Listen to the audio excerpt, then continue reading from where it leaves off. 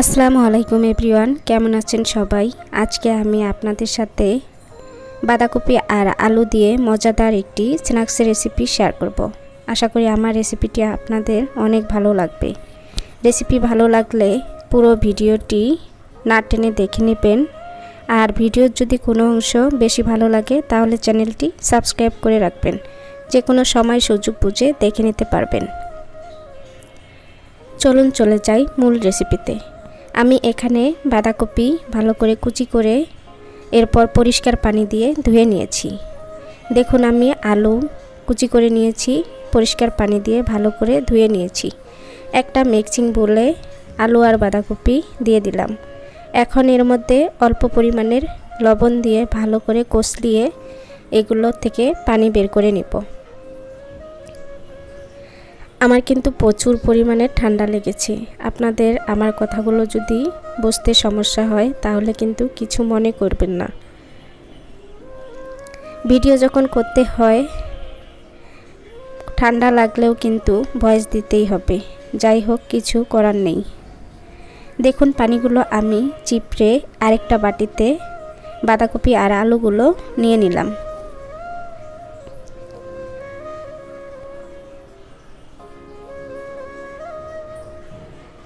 এখন এর মধ্যে আমি দিয়ে দিব শুকনা চালের গুঁড়া।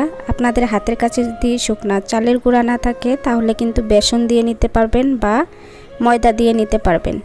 1 টেবিল চামচ হলুদের গুঁড়া দিয়ে নিয়েছি, 1 টেবিল চামচ জিরা গুঁড়া, 1 টেবিল চামচ চাট মশলা, 1 টেবিল চামচ ম্যাগি মশলা।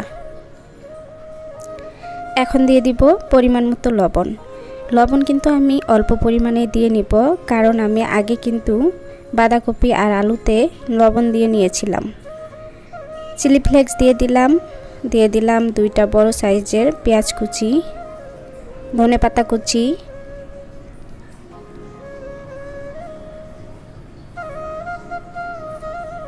এখন এর মধ্যে আমি একটা ডিম ভেঙে দিব। আপনারা চাইলে ডিম কিন্তু বাড়িয়ে দিতে পারেন। আমি এখানে একটা ডিমই দিয়ে নিয়েছি।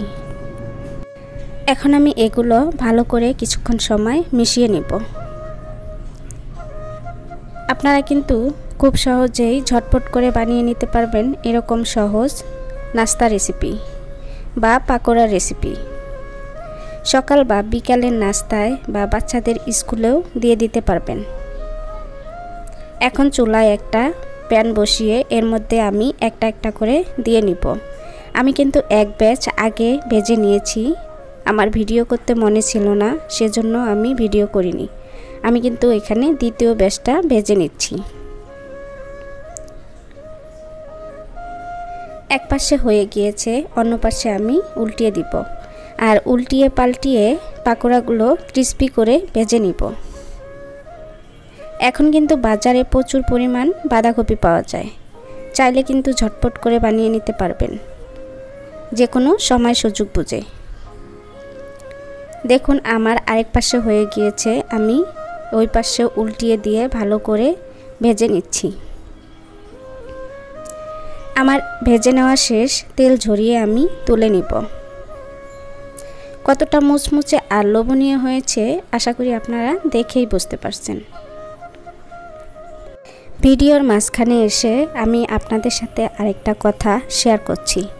আমার ভিডিওগুলো যদি আপনাদের ভালো না লাগে তাহলে চ্যানেলটি সাবস্ক্রাইব করার দরকার নেই, কারণ হচ্ছে আপনারা চ্যানেলটি সাবস্ক্রাইব করে আবার সেই সাবস্ক্রাইব তুলে নেন, তখন কিন্তু মনটা প্রচুর খারাপ হয়ে যায়, সেজন্যই কথাটা বলা।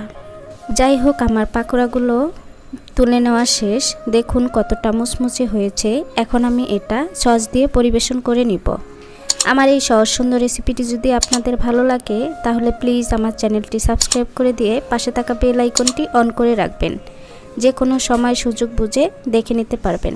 আর যারা অলরেডি সাবস্ক্রাইব করে দিয়েছেন তাদেরকে অসংখ্য অসংখ্য ধন্যবাদ। সবাই ভালো থাকবেন, সুস্থ থাকবেন। আল্লাহ হাফেজ।